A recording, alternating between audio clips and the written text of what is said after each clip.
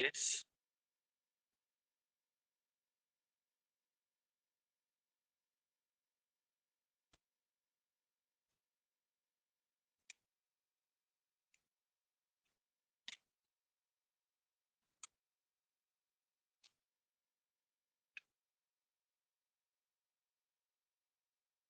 Okay good morning everybody let's see. तो बेटा कल हम लोगों ने पढ़ा था कि जो प्रिज्म की पदार्थ का अपवर्तनांक है वह बैगनी रंग का सबसे ज्यादा है और लाल रंग का सबसे कम होता है। यस अब हम यहाँ से हर रंग के लिए बात कर लेते हैं। बोलिए, हम जानते हैं कि sigma is equal to A mu minus 1। तो कल आपने सीखा कि प्रिज्म के ऊपर जब हम श्वेत प्रकाश सूर्य का डाल रहे हैं तो 7 रंग में क्यों बट रहा है? कोई डाउट है? क्लियर है? तो अगर बैगनी रंग की किरण है, जैसा आपकी हेडिंग है ना कि हम हर रंग के लिए चाहते हैं, तो बैगनी रंग की अगर किरण है तो अब बोलिए उसका विचलन सिग्मा भी, प्रिज्म तो वही रहेगा सबके लिए, अतः ये प्रिज्म का कोण नहीं बदलेगा। लेकिन कल का पढ़े हैं हर रंग के लिए अपवर्तनांक भिन्न भिन्न, तो बोलो म्यू भी -1। इसी प्रकार बोलिए रेड के लिए भी बना सकते हैं। अब क्या हो जाएगा? Sigma R A mu R -1। कल पढ़े पीला माध्य रंग होता है, तो बोलो एलो के लिए sigma Y is equal to. अतः इस तरह आप हर रंग के लिए इसी प्रकार से बना सकते हैं। कोई तकलीफ? अब कोई भी रंग पूछा जाए बता सकते हैं, क्योंकि हर रंग का विचलन, हर रंग का अपवर्तनांक अलग अलग होगा। राइट है? कल हमने कहा कि शीर्ष रंग रेड होता है और बेस आधार रंग येलो होता है। यहाँ लिख दिया बेस रंग, तो इसलिए इसको हटा देते हैं। बेस रंग जो है वायलेट होता है ना, और माध्य रंग वेरी गुड येलो होता है। अब ठीक है, तो हम इस प्रकार से निकाल सकते हैं। कंफर्म? लेकिन अगर मान लीजिए कि हमको पीला रंग का विचलन पूछ दिया और हमें इसमें से जो है प्रिज्म का कोण नहीं पता है और न पता है उस रंग का अपवर्तनांक, तो हमें अगर शीर्ष और आधार रंग का विचलन पता रहे तो हम माध्य रंग का विचलन निकाल सकते हैं। तो अब हम आपको यहाँ केस बना के दे देते हैं। यदि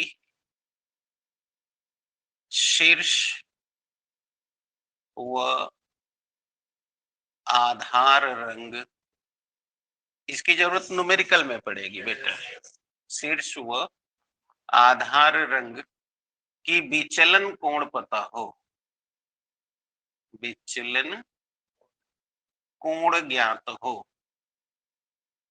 तो बोलिए सिग्मा वाई बराबर सिग्मा भी माइनस सिग्मा आर बटे 2, यानी कि बैगनी के विचलन और लाल के विचलन का घटकों का अंतर निकाल कर, उसमें दो सारी अंतर कह रहे हैं, जोड़कर, देख रहे हैं ना जैसे समांतर माध्य निकालते हैं, जोड़कर 2 से भाग दे देंगे तो उसका विचलन आ जाएगा। समझ आ गया? इसी प्रकार अगर अपवर्तनांक निकालना हो तो अपवर्तनांक भी इसी तरह ले सकते हैं। इसी प्रकार अगर हमें म्यू वाई निकालना है और हमको म्यू भी पता रहे और म्यू आर पता रहे तो हम उसको भी जोड़ के 2 का भाग देकर माध्य रंग का विचलन ले सकते हैं। अंडरस्टूड? तो बेटा ये आपके फार्मूले हो गए।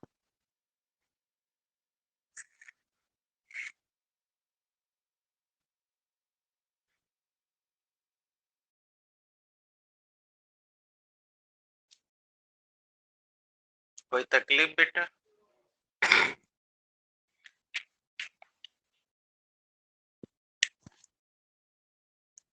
अब आइए आगे बेटा।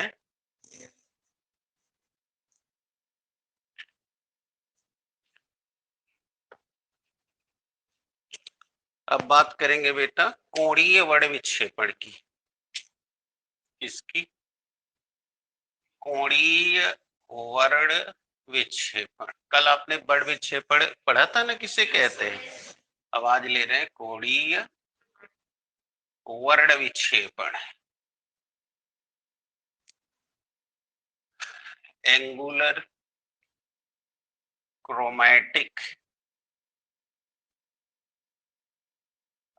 डिस्पर्शन। क्रोमैटिक डिस्पर्शन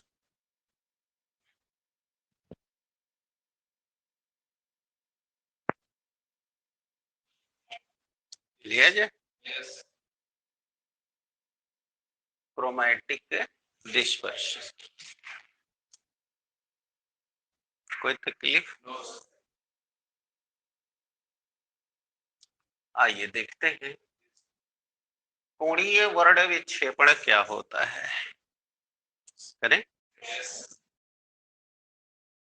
बोर्ड पे बनेंगे, जल्दी समझ जाएंगे। कल आपने पढ़ा कि जब हम प्रिज्म के किसी अपवर्तक तल पर सूर्य के श्वेत प्रकाश, कल का श्वेत प्रकाश का रहस्य खुल चुका है, वो पॉलीक्रोमेटिक लाइट होती है।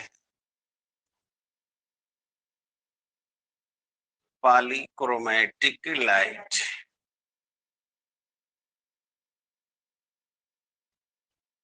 अब यहाँ पर मुझे एक बात बता देना चाहिए आप लोगों को, जैसे कि आप इस पेन को देखिए तो आपको ये लाल दिख रही है और ये सफेद दिख रही है।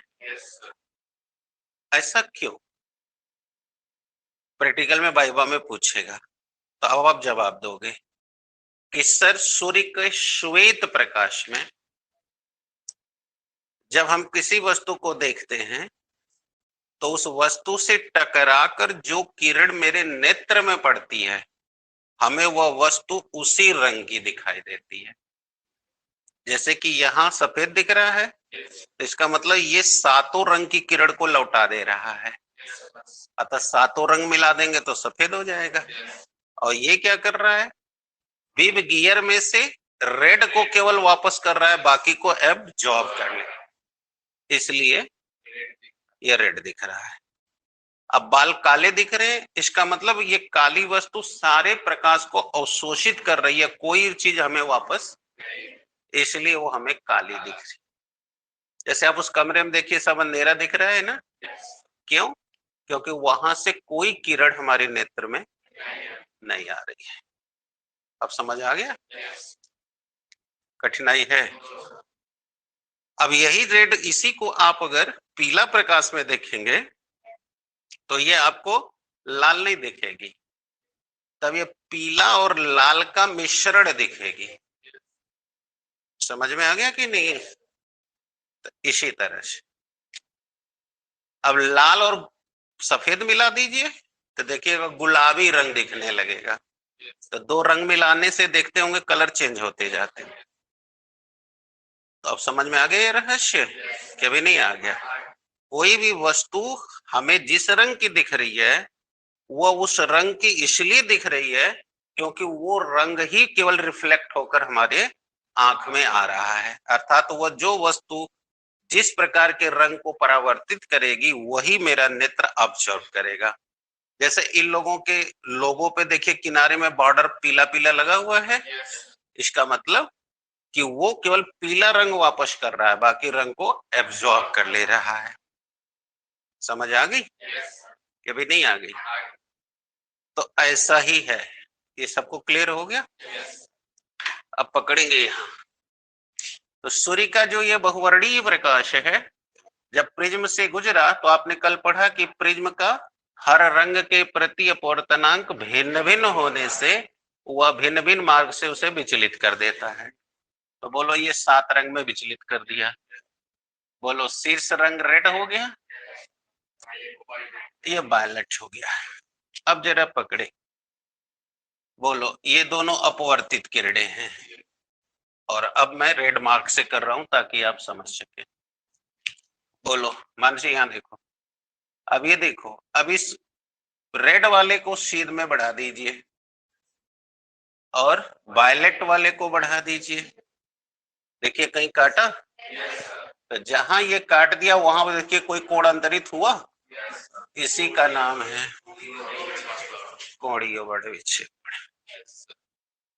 अब यही चित्र को हम निकालेंगे इसमें से। पहले बोलो इतना आया आपको कि अभी नहीं आया? तो अब हम कैसे परिभाषा दें? निर्गत होने वाली किन्हीं 2 रंग की किरणों, ये जरूरी नहीं कि रेड और इसके बीच में बताओ बिब गियर है ना, इंडिगो है, ब्लू है, ग्रीन है, येलो है, ऑरेंज है। तो मैं कह रहा हूं किसी भी 2 रंग, तो कोई भी 2 रंग की किरण हमने ले लिया, कौन? निर्गत। अब उनको शीध में बढ़ाने पर जहां ये प्रतिच्छेदित करते हैं उनके बीच बनने वाला कोण, उनका आगे समझ में? ये भी नहीं आगे, लिख लीजिए। किसी भी 2 रंग की निर्गत किरणों,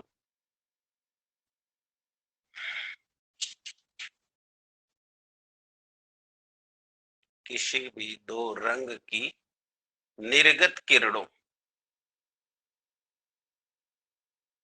हो गया, के बीच अंतरित कोण, के बीच अंतरित कोण लिखें, उसका कोणीय वर्ण विक्षेपण कहलाता है।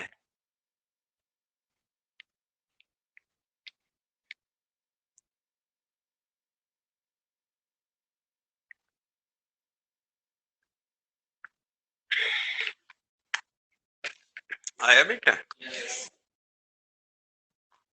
कोणीय वर्ण विक्षेपण कहलाता है। बोलिए दिक्कत? अब चलिए डिराइव कर ले। आइए, अब डेरिवेशन करने के लिए अब मैं इस रहस्य को खोलने जा रहा हूं।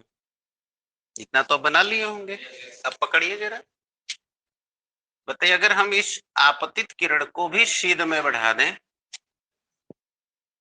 तो बताइए ये निर्गत किरण जहां काटेगी और ये जहां काटेगी, दिख रहा है? बोलो इस बनने वाले बहिष्कोण को बताओ हम इसको रेड का विचलन कोण कहेंगे और इसको पिछले दिन वाली परिभाषा हाई बताइए, हो गया आपका कोणीय वर्ण भी, इसे डिनोट कर रहे हैं थीटा से, तो उसको लिख लीजिएगा, इसे थीटा से डिनोट करते हैं परिभाषा में।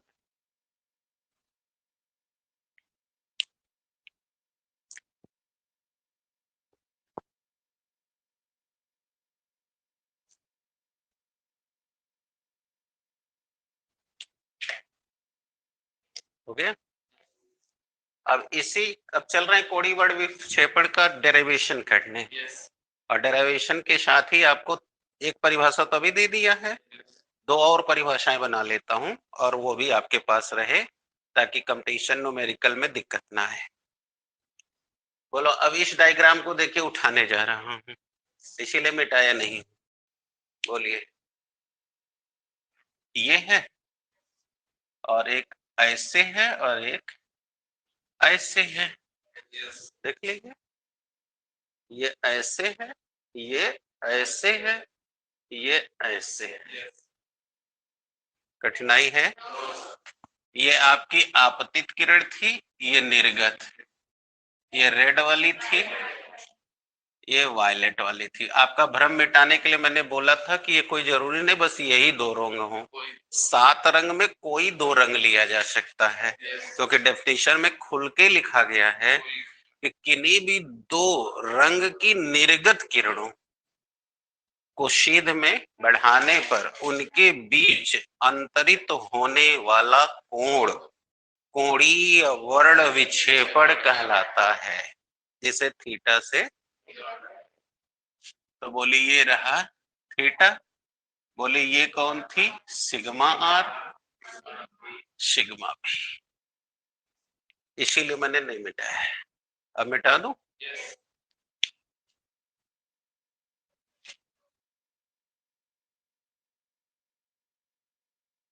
अब डेरिवेशन कर ले। आइए बताइए, इसका हाई शीर्षाभिमुख कोण होगा और शीर्षाभिमुख कोण बताइए इक्वल होते हैं। अब अगर इसका नाम रख दूं पी क्यू, तो बोलो ये त्रिभुज बन गया, ये और ये अंतःकोण है, और बोलो ये बहिष्कोण है, तो वही बहिष्कोण वाली प्रमेय लगा दे। बोलिए त्रिभुज पी क्यू आर में, बोलिए सिग्मा भी एक बहिष्कोण है, कौन है, अतः बहिष्कोण प्रमेय के सिद्धांत अनुसार, बोले क्या प्रमेय है कि किसी भी त्रिभुज का बहिष्कोण अपने अंतः सम्मुख दोनों कोणों के योग के बराबर, अभी तो कल परसों भी योग, बोलो इसका अंत ये है और इसके सम्मुख ये है और ये है, योग के बराबर। यानी अब मैं लिख दूं सिग्मा भी बराबर सिग्मा आर प्लस थीटा, नहीं लिख दूं? इसमें कोई डाउट है कि हिंदी में लिख के लिखूं? तो लिख दिया बहिष्कोण के प्रमेय के सिद्धांत, बोलो सिग्मा भी बराबर थीटा प्लस सिग्मा आर। बोलो हम कोणीय वर्ण विक्षेपण पता करने चले थे, यानी मेरे को थीटा चाहिए, तो सिग्मा भी माइनस सिग्मा आर बराबर थीटा। बोलो एक दूसरी परिभाषा आ गई कि नहीं आ गई, किन्हीं 2 रंग के विचलन के कोण के अंतर को कोणीय वर्ण विक्षेपण। अभी एक परिभाषा पीछे लिखे हो, बना लो।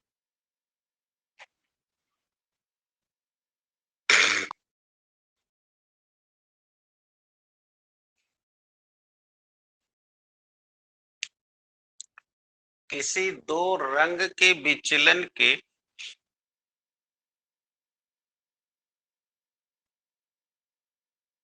किसी 2 रंग के विचलन के कोण के अंतर को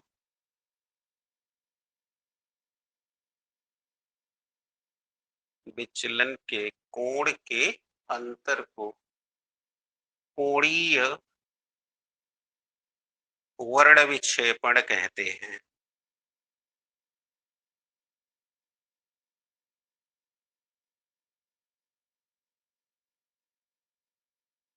कोणीय वर्ण विक्षेपण कहते हैं। आ गया बेटा? अब इसी को हल करें तो एक और फार्मूला आ जाएगा। बोलो आज ही तुमको हर रंग का विचलन पढ़ाया हूं ना, अब आओ इसी को एक्सपेंड कर रहा है बाई एक्सपेंडेशन। बोलो हम अब जो आज ही पढ़ा है वही लिख रहा हूं।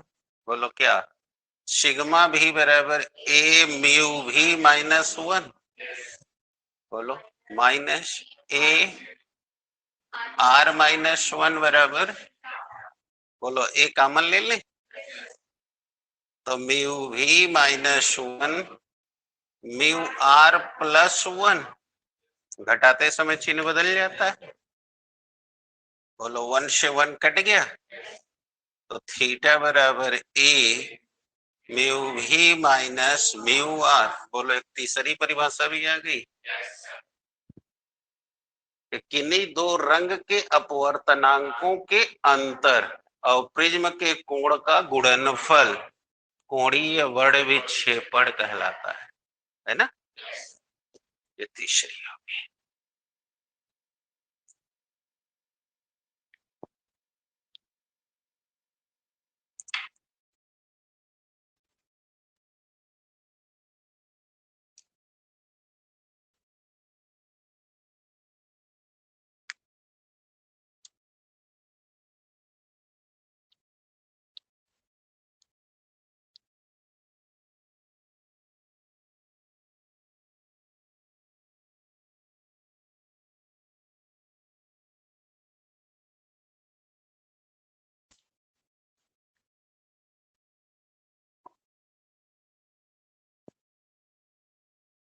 बेटा वो दिक्कत है।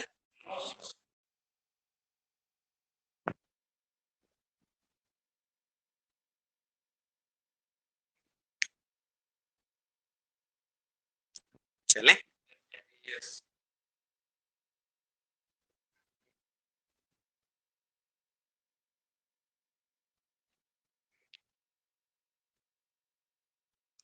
अब लिख लीजिए तीसरी भी परिभाषा। किन्हीं दो रंग के अपवर्तनांकों के अंतर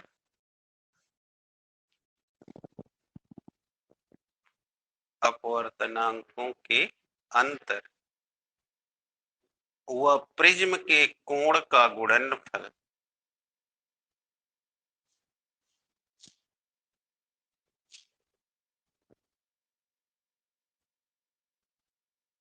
प्रिज्म के कोण का गुणनफल कोणीय वर्ण विक्षेपण कहलाता है।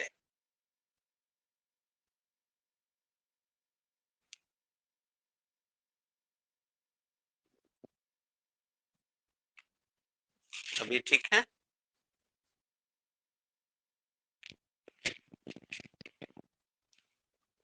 ठीक, अब बोलिएगा कोई दिक्कत तो नहीं आ रही। तो ये आपने जितनी चीजें देखी इसे कह रहे थे कोणीय वर्ण विक्षेपण। अब आइए बात करते हैं वर्ण विक्षेपण क्षमता की।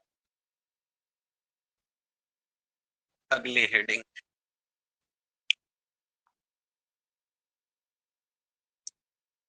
वर्ण विक्षेपण क्षमता, क्रोमैटिक डिस्पर्शन एबिलिटी या पावर।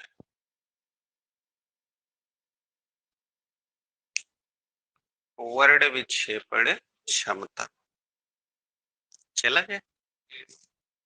तो बेटा किसे कहते हैं वर्ण विक्षेपण क्षमता, पता करें। देखिए अभी अभी कोणीय वर्ण विपतन पढ़े थे, तो कोणीय वर्ण विक्षेपण और माध्य रंग के विचलन कोण के अनुपात को वर्ण विक्षेपण क्षमता कहते हैं। आ गया।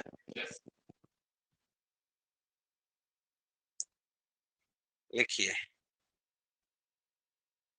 बोले कोणीय वर्ण विपथन, अरे कोणीय वर्ण विक्षेपण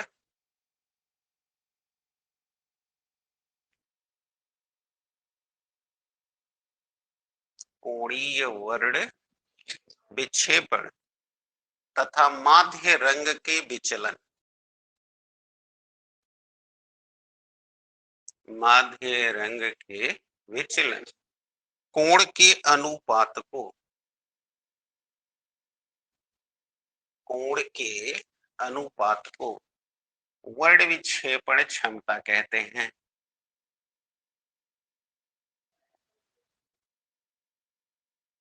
अब लिख दिया परिभाषा अनुसार। बोलिए आपने क्या कहा था? कोणीय वर्ण विक्षेपण, ऐसा ही कहा था ना? कोणीय वर्ण एवं माध्य रंग के विचलन कोण, माध्य रंग के कोण के अनुपात। बोलो अभी अनुपात हो गया। ओ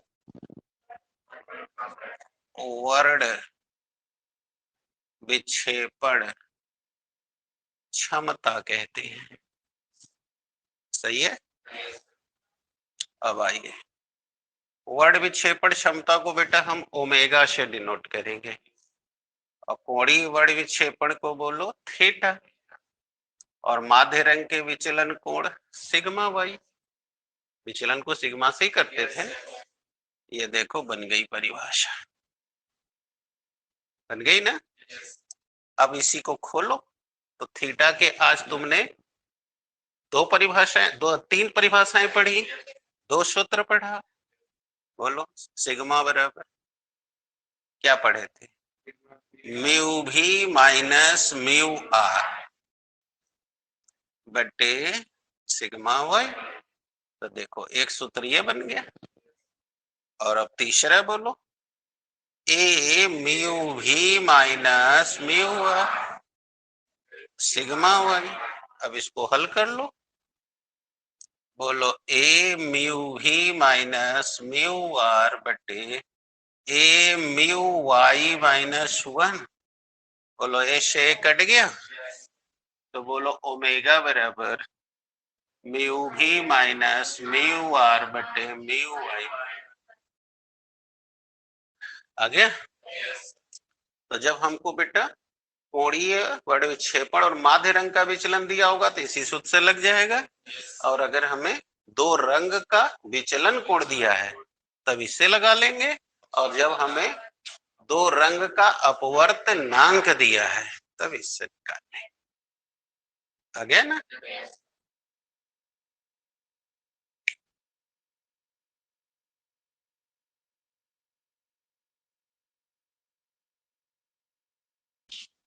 अब बताइए कोई दिक्कत?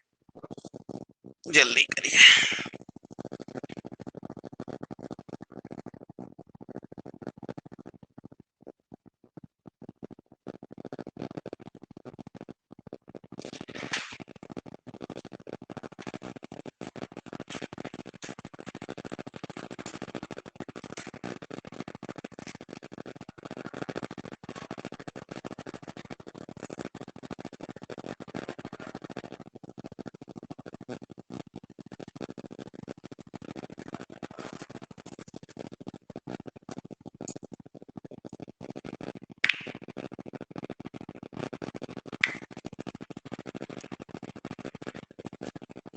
राइट बेटा?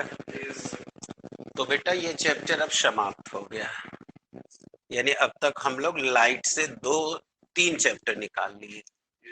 तो आपको इस चैप्टर में भी बोले थे ना कि आप न्यूमेरिकल कंटिन्यू रखिए, तो आज ये एंड हो गया।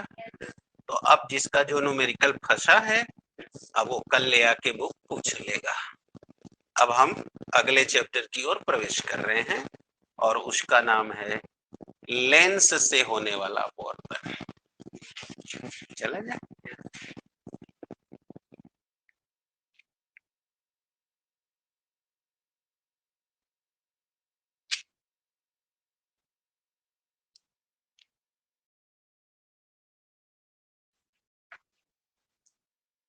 तो आइए सबसे पहले हम लोग विचार करें लेंस होता क्या है। तो सीखिए आप लोग लेंस क्या होता है। गोलीय लेंस यानी स्फेरिकल लेंस।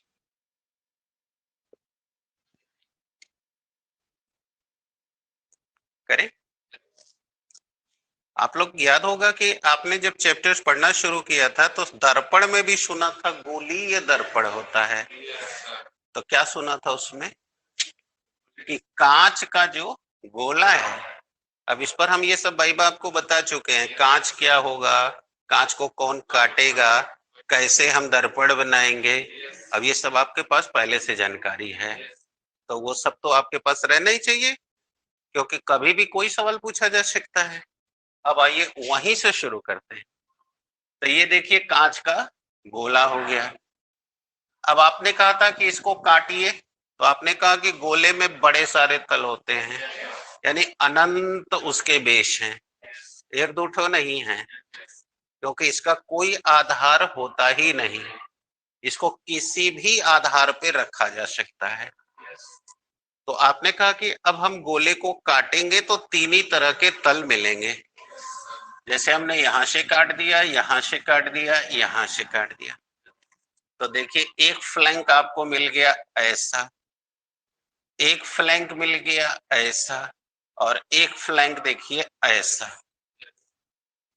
तो जब दर्पण पढ़ा रहे थे तो आप लोग इसी में से जब गहरे वाले भाग में मर्क्यूरस क्लोराइड की पॉलिश मार देते थे तो इसका परावर्तक तल उठा हुआ हो जाता था, तो वो उत्तल दर्पण बन जाता था। जब उभरे हुए भाग में पॉलिश मार देते थे और गहरे भाग से परावर्तन होने लगता था तो आप उसे अवतल दर्पण कहा करते थे। और जब आप किसी भी तल पर मार दिए पॉलिश तो इसका अपरावर्तक तल हर जगह समान तल में हो गया, न कहीं गहरा है न कहीं उभरा है, तो इसलिए आप कहते थे कि ये है समतल दर्पण। आज हम दर्पण नहीं बनाएंगे, आज हमें लेंस बनाना है।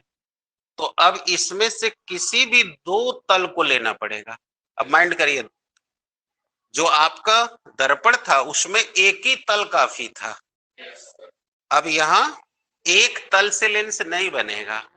हाँ, इसीलिए तो एक्सप्लेन कर रहे हैं, लेंस बनाने के लिए कम से कम दो तल चाहिए, यानी you have to take the two surfaces, दो आपको सतह लेना पड़ेगा, और उन दोनों तलों को लेकर के आप कनाडा पेस्ट से, कनाडा पेस्ट मतलब कनाडा बालसम, वहां मर्क्यूरस क्लोराइड यूज हुआ था, अब आप कनाडा पेस्ट इसे कहते हैं, उसका पूरा नाम है कनाडा बालसम। अब इस कनाडा बालसम से उसे जोड़ दीजिए, राइट। अब जोड़ देने के बाद जो अब ये समांगी पारदर्शी माध्यम तैयार होगा, वहां क्या था अपारदर्शी, यहाँ क्या है पारदर्शी, क्योंकि यहाँ कोई भी पॉलिश नहीं मारी गई है, यहाँ पर पेस्ट से जोड़ दिया गया है। तो इससे अब जो आपका समांगी पारदर्शी माध्यम तैयार होगा उसी को बोलेंगे लेंस। क्योंकि ये गोले को काट के बनाया गया है इसलिए हो गया गोलीय लेंस। तो इसका पहली डेफिनेशन तो सामान्य हो गई कि गोले को काटकर बनाए गए लेंस को गोलीय लेंस कहते हैं। किसी भी कांच के गोले को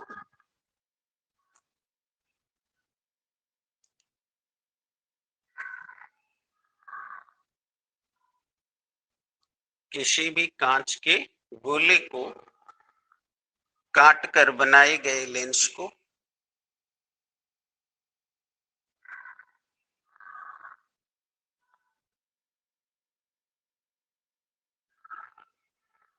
किसी भी कांच के गोले को काटकर बनाए गए लेंस को हम स्फेरिकल लेंस यानी गोलीय लेंस कहते हैं।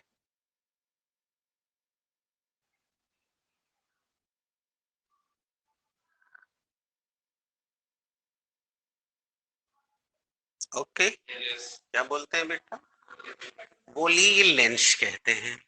श्योर। अब चलिए देखिए लेंस बनता कैसे है, और अब ये भी परिभाषा लिखिए लेंस के बारे में। किन्हीं भी दो अपवर्तक तलों को, अब कोई पूछेगा लेंस क्या है तो ये बताना है, किसी भी दो अपवर्तक तलों को परस्पर जोड़ने से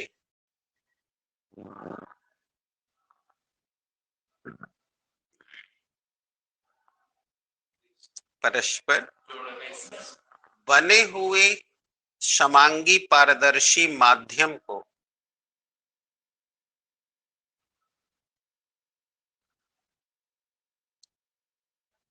बने हुए समांगी पारदर्शी माध्यम को लेंस कहते हैं।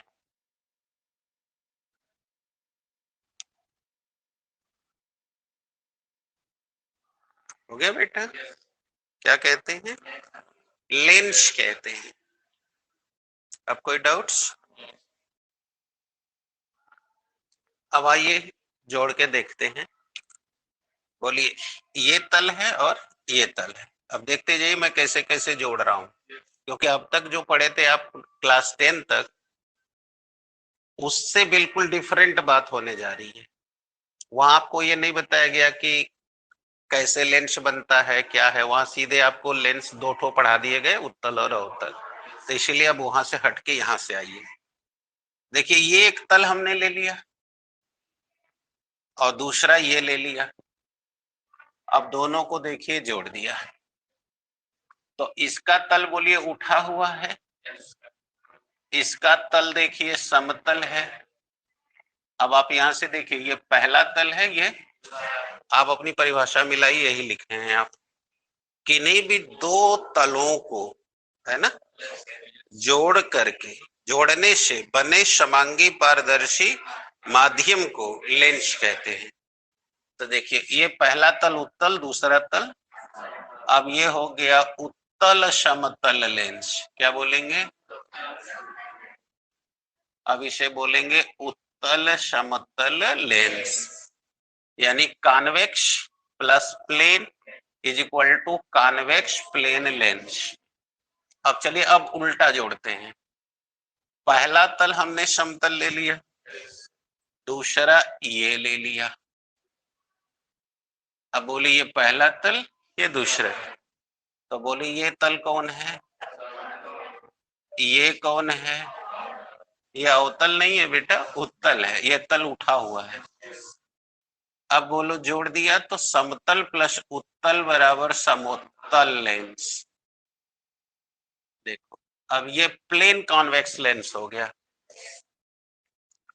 इसीलिए मैंने कहा कि अब थोड़ा बोर्ड से हटिए मत, अभी मिटाएंगे नहीं, सब बना लीजिएगा बाद में, पहले सीखिए। अभी हो गया प्लेन कॉन्वेक्स लेंस, यानी समोत्तल लेंस हो गया। अब आइए इसको इससे जोड़ते हैं। देखिए, ये तल को ऐसे जोड़ दिए। अब बोलो, दोनों तल उठा हुआ है, तो उत्तल भी, ये भी उठा भी, तब ये मिलके बन गया उत्तल लेंस। आ रहा है कि नहीं आ रहा है? अब इन दोनों को उलट के जोड़िए। देखिए, इसको इधर घुमा दिए, इसको भी। अब बोलिए, अवतल लेंस हो गया। इसीलिए मैंने कहा ना कि आप जो 9 में पढ़े थे 10 में, वहां से हट के देखिए। बोलिए, कॉन्वेक्स लेंस हो गया, ये कॉनकेव लेंस हो गया। आया? अभी और लीजिए, ये समतल, ये अवतल। बोलिए, समतल अवतल यानी समतलावतल हो गया। समतलावतल ऐसे ही लिखूं या समझ जा रहे हैं? आ रहा है समझ में? जिसको आवे बेटा खुल के बोलो, नहीं आवे वो भी बोले कि हमको नहीं आया, ताकि मैं उसकी मदद करूं। ये देखो, समतल प्लस अवतल, अब जोड़ोगे तो आ हो जाएगा, समतलावतल, यानी प्लेन कॉनकेव लेंस हो गया। अब उल्टा जोड़ो। बोलो, पहले अवतल ले लिया, बाद में समतल ले लिया, तो अवतल समतल लेंस हो गया। क्या हो गया? अवतल समतल लेंस। अब इसको इससे जोड़ो। देखो, बोलो, ये है और ये है ना? देखो, इसको इससे जोड़ दे, तो ये भी तल उठा हुआ, ये भी उठा हुआ। अब ये बाई कॉन्वेक्स हो गया, उभयोत्तल लेंस हो गया। आ रहा है? उत्तल उत्तल मिलके उभयोत्तल, उभयोत्तल लेंस, यानी इसे कहेंगे बाई कॉन्वेक्स लेंस। आ गया? क्लियर हो रहा है? आपने 9-10 में पढ़ा था 2 ही लेंस होता है। अब इससे तो आपको महसूस हो रहा है कि लेंस 2 ठो नहीं हजारों बनाए जा सकते हैं। हम कौन से 2 तल जोड़ेंगे उसी पर नाम कर देंगे। अब ये देखिए उभयोत्तल लेंस हो गया, बाई कॉन्वेक्स। अब एग्जामिनर बाई बाम पूछ देता है बेटा इसमें और इसमें क्या अंतर है, तो कहेंगे सर इसका तल उत्तल समतल से और इसका समतल उत्तल से बना होता है और इसका दोनों तल उठा होता है, इसलिए ये केवल उत्तल है, वो उभयोत्तल है। यानी ये कॉन्वेक्स है, वो बाई कॉन्वेक्स। अब बोलो बेटा इसमें इसको जोड़ दें। देखो ये देखो बेटा अवतल समतल, अब बोलो समतल अवतल। अब ये हो गया अवतल अवतल अवतलावतल लेंस, ये भी अवतल ये भी अवतल। ये देखो अवतल प्लस अवतल, अब अ का मात्रा ला हो जाएगा। हाँ अवतलावतल लेंस, यानी ये हो गया by concave lens. Very good Niranjan, समझ में आ गया? अब कोई डाउट? अब दिमाग काम कर रहा है? अब आइए एक आंख और देखिए, बोलिए ये उत्तल है, आइए देखिए अवतल है, इसे कहेंगे उत्तल अवतल यानी उत्तलावतल, उत्तलावतल लेंस। ये बहुत इंपॉर्टेंट लेंस बन गया, क्रोमैटिक लेंस कहते हैं इसे।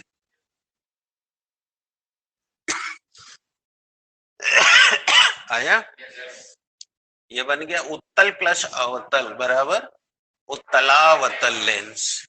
अतः इससे आपको ये समझ आई कि कोई भी 2 भिन्न प्रकार के तल को जोड़कर हम लेंस बना सकते हैं और उसका नामकरण कौन से 2 तल जोड़े गए हैं उसी के नाम पे कर देंगे। मोस्टली हम लोग उत्तल अवतल लेंस ही पढ़ते हैं, बट हमें उससे थोड़ा हटके देखना पड़ेगा, जिसका जरूरत हमें न्यूमेरिकल और वाइवा में पड़ेगी। तो अब जान गए ये सारी कहानी, आप सारा बना डालिए, बहुत जल्दी करिए।